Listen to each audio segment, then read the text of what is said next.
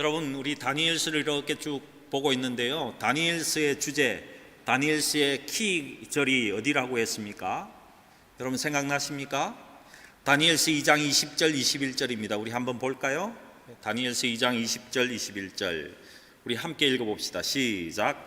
다니엘이 말하여 이르되 영원부터 영원까지 하나님의 이름을 찬송할 것은 지혜와 능력이 그에게 있음이로다. 그는 때와 계절을 바꾸시며 왕들을 폐하시고 왕들을 세우시며 지혜자에게 지혜를 주시고 총명한 자에게 지식을 주시는도다. 하나님은 두 가지다. 지혜와 능력을 갖고 계신 분이시다. 하나님께서 그 지혜와 능력으로 뭘 하시느냐? 때와 시기를 변하게 하시고 권력자들을 세우기도 하시고 낮추기도 하시고 왕을 세우기도 하시고 폐하기도 하시는 하나님이시다는 것입니다. 그리고 그 하나님의 지혜의 하나님의 그 지혜를 떼어서 나누어 주시는 그런 일을 하시는 분이 하나님이시다. 능력을 나누어 주시는 분이다. 이런 말을 하고 있습니다.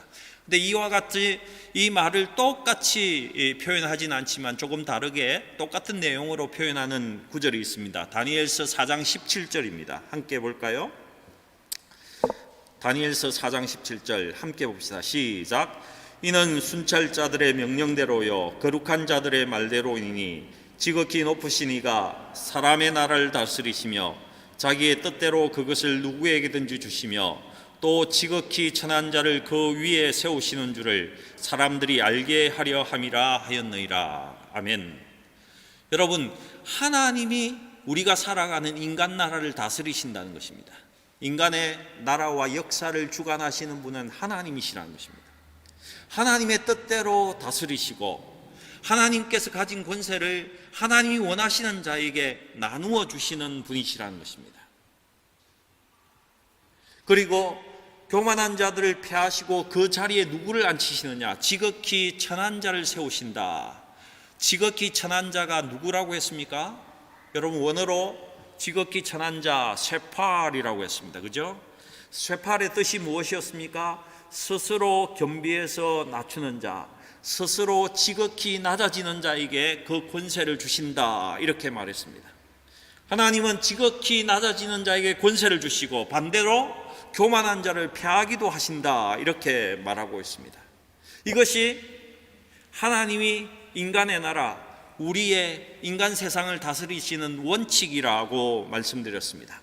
여러분, 이런 관점에서 우리가 오늘 읽었던 이 5장의 말씀을 간단히 요약하면요, 메네 데겔 우 바르신입니다. 헤아려 보고 헤아려 보니 너가 부족해서 하나님이 심판하시겠다, 이런 뜻입니다. 헤아려 보고 달아보니까 너는 불합격이다, 이런 이야기입니다. 너희가 불합격이 되어서 내가 심판하겠다는 뜻입니다. 여러분, 하나님은요 헤아려 보시는 분입니다. 여러분, 하나님은 달아보시는 분입니다. 하나님은 우리를 시험해 보시고 달아보시는 하나님이십니다. 여러분, 사무엘상 2장 3절에 동일하게 이렇게 말씀합니다. 한번 보실까요? 사무엘상 2장 3절입니다. 함께 읽겠습니다. 시작. 심히 교만한 말을 다시 하지 말 것이며 오만한 말을 너희의 입에서 내지 말지어다. 여호와는 지식의 하나님이시라. 행동을 달아보시느니라. 여러분, 너희가 절대로 교만한 말을 하지 마라. 그리고 오만한 말을 입으로 뱉지 마라. 왜 그러냐 하면 하나님은 너희의 모든 것을 지금 달아보고 계시기 때문이다. 이렇게 말합니다. 여러분, 아브라함을 하나님께서 시험하셨습니다. 성경에 많은 사람들을 하나님이 달아보셨어요. 모든 땅에 있는 모든 사람을 하나님 달아보시고 시험해 보시고, 이 사람들이 높은 자리에 있음에도 불구하고 스스로 낮아지고 스스로 섬기는 마음으로 행하면 하나님께서 그 사람은 더 높여주시고 더 세워주시는 반면에, 또 한편으로 교만해서 자기를 스스로 높이면서 자기 잘난 맛에 살아가는 그 사람은 하나님이 폐하신다, 한없이 낮추어 버리신다라고 말씀하고 있습니다. 그리고 그 교만한 자리에 있던 그 자의 자리를 스스로 겸비하고 낮아지는 자에게 주신다라고 말씀하고 있는 것입니다. 여러분, 느부갓네살 왕을 하나님이 달아보셨습니다. 벨사살을 하나님이 달아보셨습니다. 이 세상에 오고 오는 모든 세대의 사람들을 하나님께서 달아보셨습니다. 우리를 달아보시겠습니까? 달아보지 않겠습니까? 목사님, 나같이 그냥 평범하게 살아가는 사람, 아무것도 아닌 사람을 왜 달아보시겠습니까? 아닙니다. 하나님은요, 우리 모두를 달아보신다라고 말씀합니다. 벨사살을 달아보셨던 하나님께서 오늘날 우리도 동일하게 달아보신다는 것입니다. 여러분 모두에게 하나님 달아보시고 하나님의 합격 통지서가 날아들기를 주님의 이름으로 축복합니다. 이런 평가를 받을 수 있기를 바랍니다. 하나님께서 너는, 저 친구는 정말 높여주면 높여줄수록 더 겸손하네, 더 낮아지네, 이런 평가를 받을 수 있기를 바랍니다. 저 친구는 세워주고 높여주면 줄수록 스스로 겸비해서 더 낮아지네, 내가 이 사람을 더 세워줘야 되겠다. 하나님께서 그래서 더 세워주시고 더 높여주시고 더 풀어지는 은혜가 여러분 모두에 있기를 주님의 이름으로 축복합니다. 여러분, 이런 측면에서 우리의 삶을 꼭 돌아보시기 바랍니다. 영육간의 삶의 모든 면에서 나는 정말 하나님 앞에 스스로 겸비한지 꼭 달아보시기 바랍니다. 우리 다니엘서 5장 1절부터 우리 한번 보시겠습니다. 다니엘서 5장 1절입니다. 함께 읽겠습니다. 시작. 벨사살 왕이 그의 귀족 1000명을 위하여 큰 잔치를 베풀고 그 1000명 앞에서 술을 마시니라. 아멘. 여러분, 이 벨사살은요, 바벨론의 마지막 왕입니다. 느부갓네살, 에월머르다, 네르갈사르셀, 나보니 수알후드, 나보니 두스, 벨사살, 이렇게 왕이 이어지고 있습니다. 여러분, 느부갓네살이 BC 605년에 원년으로 나라를 세웠습니다. 이 바벨론이 망한 해가요 BC 539년입니다. 그러니까 바벨론이 한 66년, 67년 정도 이렇게 유지된 제국입니다. 그 중에서 느부갓네살이 45년을 통치했습니다. 그러니까 그 후에 5명의 왕이 나누어서 20년 정도를 통치했다는 것입니다. 그러니까 그 왕들 중에는 1년, 2년 정도밖에 통치 못한 왕도 있다는 것입니다. 그 중에 벨사살은요, 그래도 아주 전쟁을 잘하는 나보니두스라는 왕의 아들입니다. 지금 나보니두스는요, 아라비아를 정복하러 이렇게 떠나서 벨사살이 대신에 통치하고 있던 그 시절입니다. 이 벨사살이 다스릴 때에 한편으로 나보니두스가 없는 이때가 기회다 이래서 바사왕, 메데와 바사왕, 메데의 다리오와 바사, 페르시아의 누굽니까? 고레스가, 다리오가요 고레스 왕의 장인이자 외삼촌입니다. 함께 연합을 해서 지금 바벨론을 정복하러 왔던 것입니다. 지금 이 메데와 바사의 연합군이 바벨론의 그의 모든 그 성을 정복한 다음에 지금 왕이 거하는 이 수도에 2년 동안이나 지금 군사들이 둘러쳐서 전쟁을 하고 있는 그런 상황입니다. 그리고 성경에서 읽어보셨듯이요, 오늘 밤이 이 벨사살이 죽는 날입니다. 정복당하는 날이라는 것입니다. 그런데 이 벨사살이 그가 오늘 밤에 죽을 줄 모르고 뭘 하고 있습니까? 신하 1000명을 이렇게 불러다 놓고 방퀴트, 큰 잔치를 지금 열고 있습니다. 그리고 이들이 완전히 술이 취한 상태입니다. 한국말로 하면 술이 떡이 된 상태였던 것 같습니다. 이때 왕이 아주 별난 짓을 합니다. 술이 떡이 되어서 이런 짓을 합니다. 2절입니다. 2절 함께 읽어보겠습니다. 시작. 벨사살이 술을 마실 때 명하여 그의 부친 느부갓네살이 예루살렘 성전에서 탈취하여 온 금은 그릇을 가져오라고 명하였으니 이는 왕과 귀족들과 왕후들과 후궁들이 다 그것으로 마시려 함이었더라. 여러분, 그런데 여기 보면 느부갓네살이 벨살살의 부친이라고 이렇게 성경이 기록하고 있고 아들이라는 표현이 있는데요, 우리도 말을 할 때에 고조, 정조, 현조 이렇게 할아버지라고 하지만 대부분 우리는 그냥 할아버지로 이렇게 부르지 않습니까? 할아버지. 그와 비슷한 어법인 것 같습니다. 느부갓네살이 워낙 강력한 왕이었고 그 왕으로서 가장 뛰어난 왕이었기 때문에 그를 그냥 아버지라 이렇게 칭했던 것 같습니다. 이미 다섯 왕이 지나갔는데도 말입니다. 성경을 읽을 때 어떻게 아들이라고 했는데 다섯 왕이 있지, 이런 생각을 하실 것 같아서 제가 설명을 좀 드립니다. 여러분, 그런데 이스라엘 제사 중에요, 관제라는 제사가 있습니다. 전제라는 제사가 있습니다. 술잔에다가 포도주를 부어서 이렇게 제사를 드릴 때에 부어드리는 제사가 있습니다. 그때에 금잔과 은잔을 사용했습니다. 지금 벨살살이 그 성전에서 가져온 이 잔을 가지고 오라는 것입니다. 지금 여호와 하나님을 향해서 지금 벨살살이 시비를 걸고 있는 것입니다. 그가 하나님을 향해서 교만을 떨고 있는 것입니다. 여러분, 지금 메대와 바사가 이 왕궁을 포위한 지, 이 성을 포위한 지가 몇 년 되었다고요? 2년 정도가 되었습니다. 그런데 벨살살이 적군이 와서 이렇게 포위하고 있는데도 이렇게 교만을 떠는 데는 이유가 있습니다. 무슨 이유겠습니까? 그가 믿을 구석이 있다는 것입니다. 믿을 만한 구석이 있었다는 것입니다. 이 믿을 구석이 무엇이냐? 이 성벽의 두께가, 이 성의 성벽의 두께가 6m에서 7m 정도 된다고 합니다. 전차 4대가, 마차 4대가 한꺼번에 지나갈 수 있는 그런 두께였습니다. 그리고 이런 성벽이 이중벽으로 되어 있었다는 것입니다. 그리고 그 성 안에는요, 그들 모두가 20년 동안이나 먹을 수 있는 그 양식도 이렇게 저축되어 있는 상황이었습니다.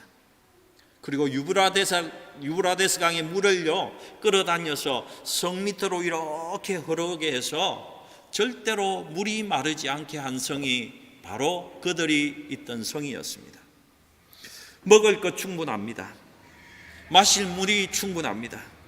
성벽이 아주 두껍고 그것이 이중으로 되어 있었습니다.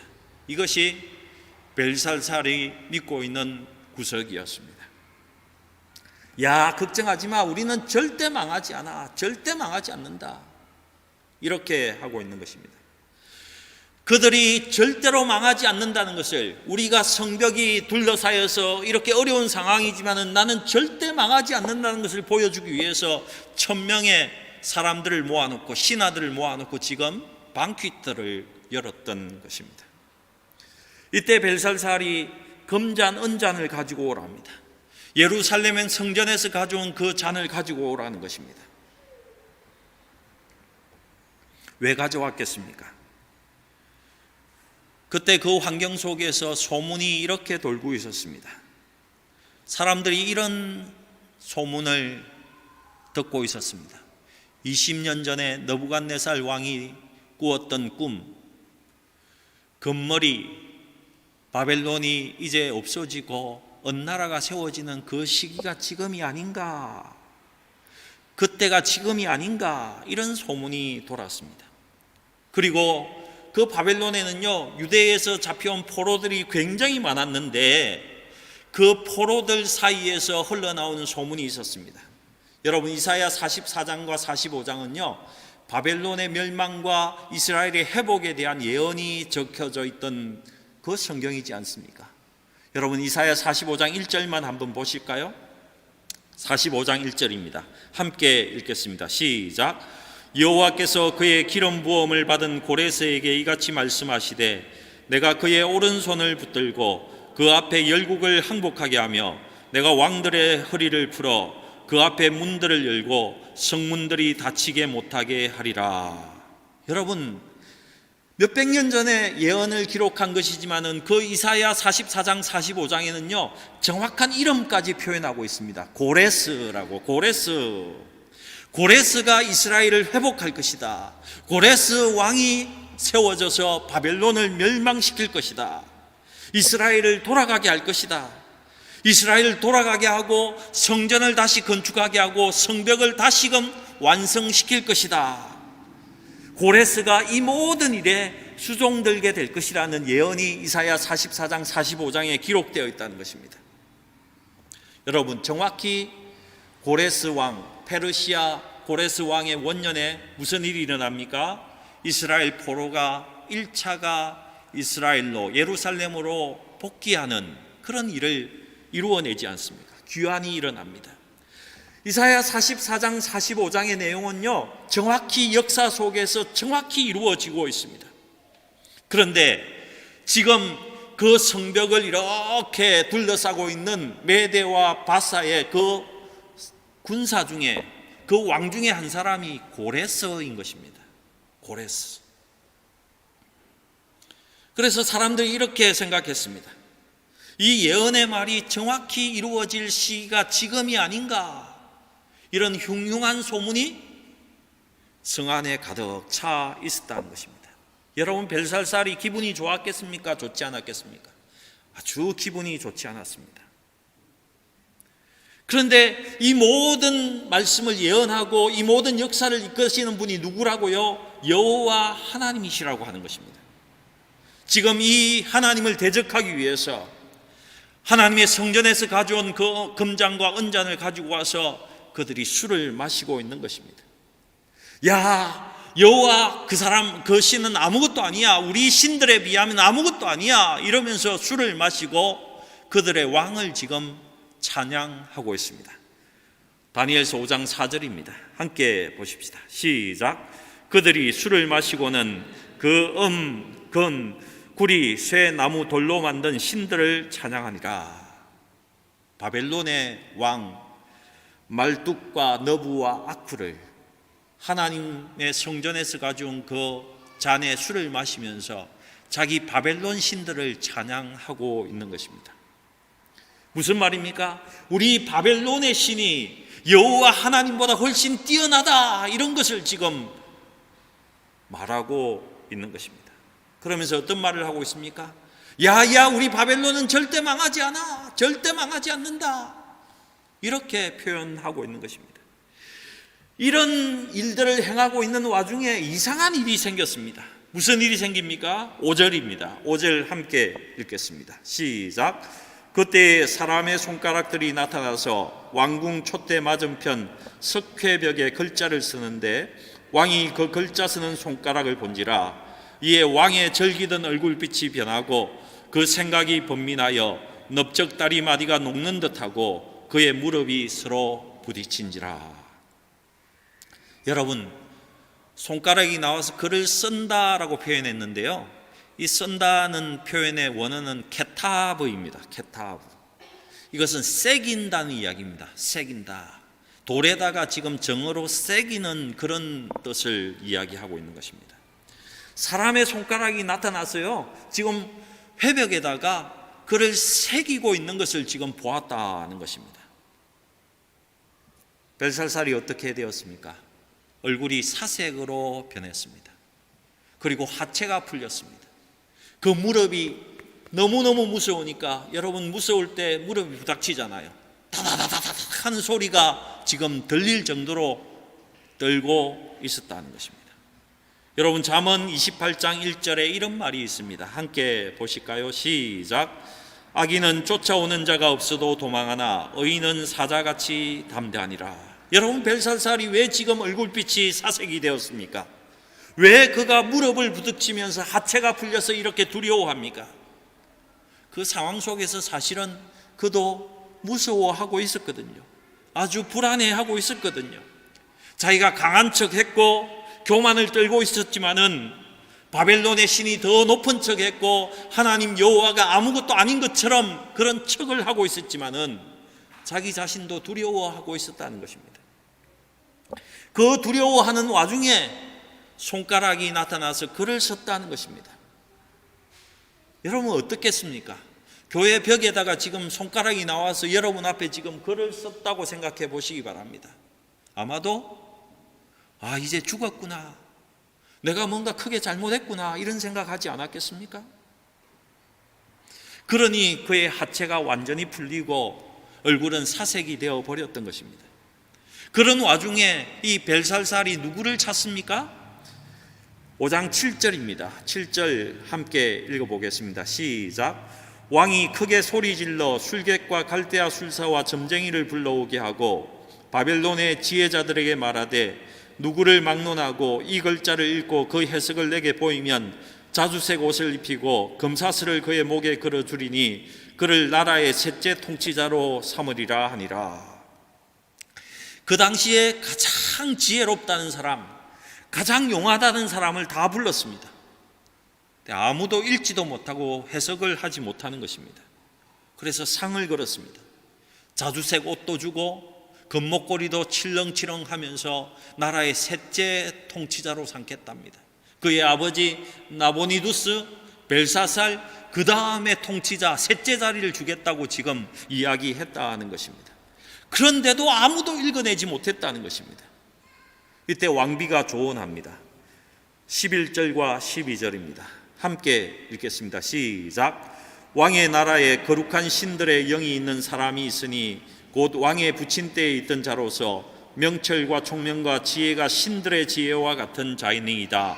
왕의 부친 느부갓네살 왕이 그를 세워 박수와 술객과 갈대아 술사와 점쟁이의 어른을 삼으셨으니 왕이 벨드사살이라 이름하는 이 다니엘은 마음이 민첩하고 지식과 총명이 있어 능히 꿈을 해석하며 엄밀한 말을 밝히며 의문을 풀 수 있었나이다. 이제 다니엘을 부르소서. 그리하시면 그가 그 해석을 알려드리이다. 아멘. 거룩한 영들의 신이 있는 다니엘을 부르자 이럽니다. 여러분, 거룩한 신들의 영이 지난번에 제가 뭐라고 했습니까? 성령이 그 안에 있었다는 것입니다. 성령 하나님이 그 안에 충만히 거했다는 것이죠. 여러분 모두에게도 성령 충만하게 거할 수 있기를 축복합니다. 여러분, 무엇보다 중요한 것이, 우리 인생의 가장 중요한 것이 무엇인지 아십니까? 내가 성령 충만한 가운데 있느냐, 그렇지 못하느냐가 우리의 인생을 결정하는 것입니다. 여러분 착각하지 마십시오. 여러분 스펙이 여러분 결정하지 않습니다. 여러분 안에 성령 하나님이 충만히 임재해 있느냐, 그렇지 않느냐가 가장 중요한 것입니다. 여러분, 예수님께서 이 땅에 계셨을 때요, 예수님은 그의 신적인 신성을 사용하지 않았습니다. 인성으로 이 땅에서 사셨습니다. 여러분, 예수님은요 우리와 똑같이 사시면서 앞으로 우리가 크리스찬들이 어떻게 살아야 될지를 예수님이 우리에게 보여주신 것입니다. 목사님, 그렇다면 그가 행했던 치유나 그가 행했던 이적과 기사는, 베푸는 삶은 어떻게 이루어졌습니까? 여러분 어떻게 이루어졌습니까? 성령의 기름 부으심이 가득하니까, 성령 하나님이 그와 함께 하시니까 그 하나님이 행하신 것입니다. 예수님은요 이 땅에 사실 때 성령 충만함으로 사신 것입니다.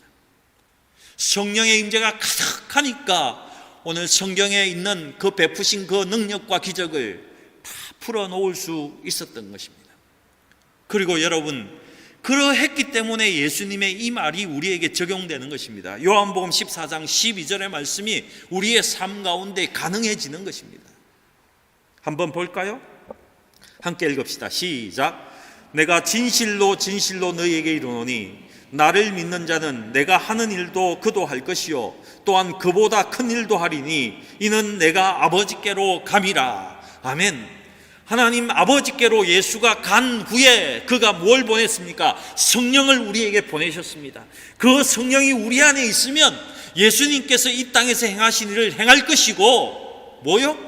그보다 더 큰 일도, 예수가 행하신 그 일보다 더 큰 일도 우리가 행할 수 있다는 이 말이 이루어질 수 있다는 것입니다. 여러분, 성령 충만할 수 있기를 축복합니다. 성령이 충만해요. 성령이 함께한 다니엘이 왕께 와서 이야기합니다. 오늘 17절부터 24절까지의 내용인데요, 요약하면 이런 말입니다. 왕이여, 벨살살이여, 나는 그런 상이 필요 없습니다. 그 셋째 통치자 저는 전혀 관심이 없습니다. 하지만 왕이여, 왜 지금 손가락이 나와서 저 벽에다가 글을 새기고 있는 줄 압니까? 왜 그런 줄 압니까? 이렇게 지금 묻고 있습니다. 벨살살, 당신은 느부갓네살이 어떻게 해서 그렇게 짐승이 된 줄 다 알지 않습니까? 그가 하나님께서 모든 권력을 주셨는데도 불구하고 그가 교만의 극치를 떨 때에 그가 낮아져서 짐승처럼, 소처럼 풀을 뜯어먹고 7년 동안 그렇게 바깥에 나가 있었던 거 다 알고 있는 사람 아닙니까? 그것을 다 알고 있는 당신이 왜 그런 짓을 똑같이 하고 있습니까? 이렇게 묻고 있는 것입니다. 왜 당신이 그것을 알고 있으면서도 마음을 낮추지 않고, 왜 겸손하지 않고 하나님 앞에 그렇게 무릎 꿇지 않고 있습니까? 하물며 하나님 앞에 섬기지도 않고, 왜 당신은 지금 저 금, 은, 철로 만든, 나무로 만든 저 신상 앞에 절을 하면서 찬양하는 그런 잘못을 지금 범하고 있습니까? 왜 하나님께 영광을 돌리지 않습니까? 지금 당신의 그 교만 때문에 하나님께서 손가락을 내어서 지금 벽에다 글을 새기고 있는 겁니다. 왜 글을 새기는지 이유를 설명한 다음에 해석을 해줍니다. 25절에서 28절입니다. 함께 읽어보십시다. 시작. 기록된 글자는 이것이니 곧 메네 데겔 우바르시니라. 그 글을 해석하건대 메네는 하나님이 이미 왕의 나라의 시대를 세워서 그것을 끝나게 하셨다 하며, 데겔은 왕을 저울에 달아보니 부족함이 보였다 하며, 베레스는 왕의 나라가 나뉘어서 메대와 바사 사람에게 준바되었다 함이니이다 하니. 여러분, 메네가 무슨 말이라고요? 헤아려 보았다는 것입니다. 메네 헤아려 보고 또 헤아려 보니, 그 연수가 헤아려 보니까 이제 이 나라가 끝이 되었다는 것입니다. 끝날 해가 되었다는 것입니다. 예레미야 25장에 가보시면요, 바벨론 포로가 70년 만에 마칠 것이라는 말이 나옵니다. 그 70년이 끝나는 그 날에 하나님께서 바벨론 전체를 폐허가 되게 하고 잿더미로, 완전 똥더미 위에 있는 그런 나라로 만들겠다고 예레미야서에서 예언하고 있습니다. 그 70년이 메네 헤아려 보니까 다 되었다는 것입니다. 여러분, 그런데 하나님께서 예언한 말씀을요, 그 기간만 다 찼다고 해서 그 예언을 그대로 행하시는 분이 아닙니다. 그냥 망하게 하시는 분이 아니라는 것입니다. 무엇 때문에 망합니까? 죄가 차야 망하는 것입니다. 죄악이 가득한 것 때문에 그 나라가 망하게 된다는 것입니다. 여러분, 잘 나가던 사람이 왜 망합니까? 왜 망합니까? 죄악이 가득하면 망하는 것입니다. 메네 헤아려 보고 헤아려 봐서 횟수가 되어서 망하는 것이 아니라 데겔 달아보니까 부족해서 망하는 것입니다. 데겔은요, 히브리 말로 하면 세켈입니다. 여러분, 세켈은 알잖아요. 이스라엘 화폐의 단위가 세켈이지 않습니까? 옛날에는 은을 무게로 달아서는 그것을 돈으로 계산하지 않았습니까? 그것이 남아서 세겔, 돈의 단위가 되었습니다. 동일하게 데겔이라는 말도 달아보았다는 것입니다. 예언된 70년이 다 되어 가니까 지금 그를 달아보았다는 것입니다. 벨살살을 달아보았다는 것입니다. 뭘 달아보았겠습니까? 그가 하나님 앞에서 정말 겸손한지 교만한지를 달아보았다는 것입니다. 하나님은 겸손한 자를 세우시고 교만한 자를 폐하시거든요. 그러니까 그가 진짜 겸손한 자인지 아니면 교만한 자인지를 달아보았다는 것입니다. 지금 메대 바사가 쳐들어왔어요. 90% 그 나라가 정복당하고 성벽이 2년 동안 지금 둘러싸여져 있는 그런 상태에서 소문을 내었다고 하지 않았습니까? 이제 금의 나라 바벨론은 망하게 되고 은혜의 나라가 세워질 때가 아닌가.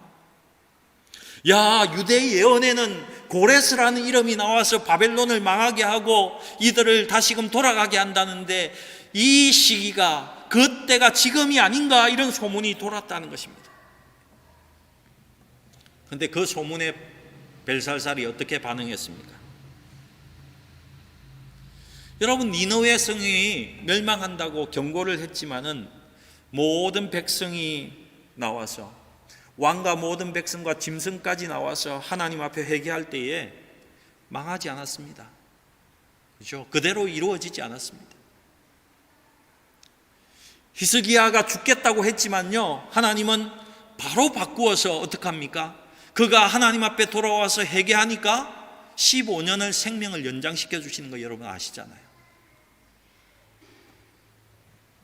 만약에 벨살살이 회개하고 하나님 앞에 돌아왔다면, 스스로 겸손히 낮추어졌다면 하나님은 멸망시키지 않았을 것입니다. 그런 소문이 도니까 이 벨살살이 하나님의 성전에서 가져온 기명들을 가지고 와서 거기에 술을 따르고 술을 마셨습니다.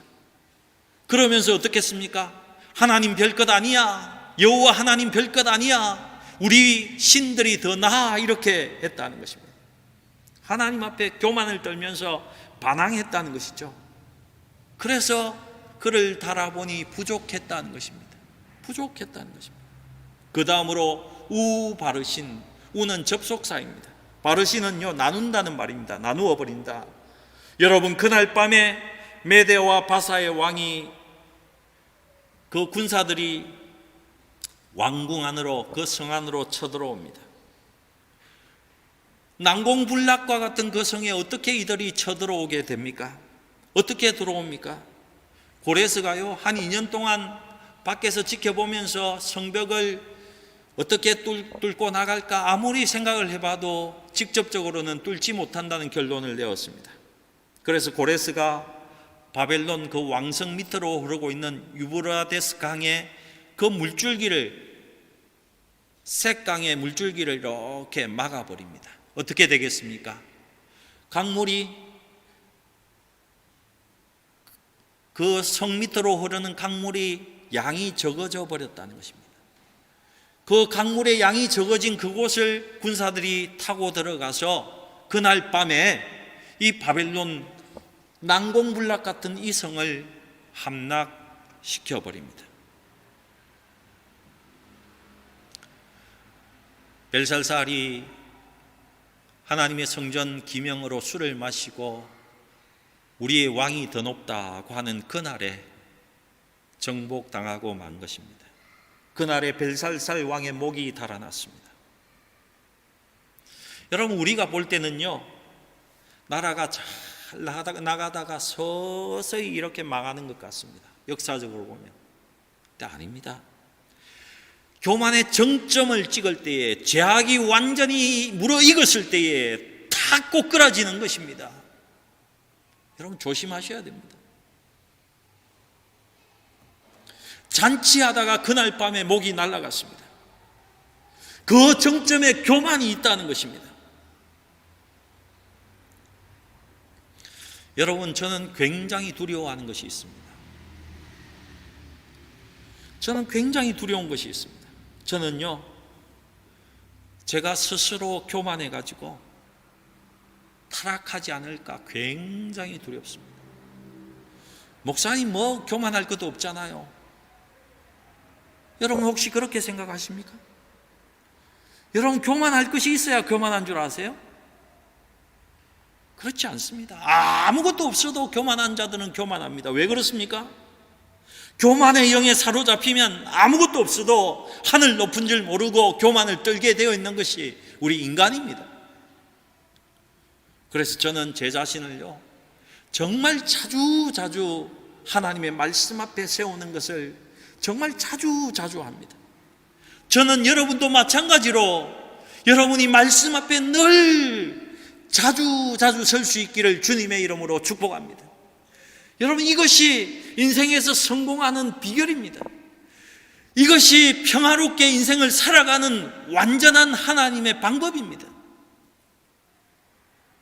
높아지고 잘 나갈수록, 사업이 잘 될수록, 높은 자리에 앉을수록, 많이 벌면 벌수록 여러분 더 말씀 앞에 설 수 있기를 축복합니다. 사업이 잘 되면 잘 될수록요, 여러분 말씀 앞에 서셔야 됩니다.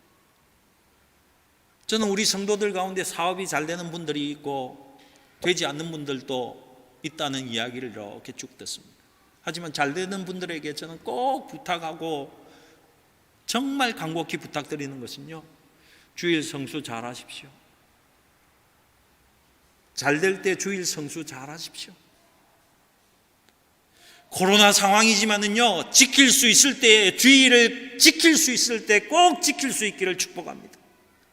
말씀 앞에 서는 겁니다. 말씀대로 사는 것입니다.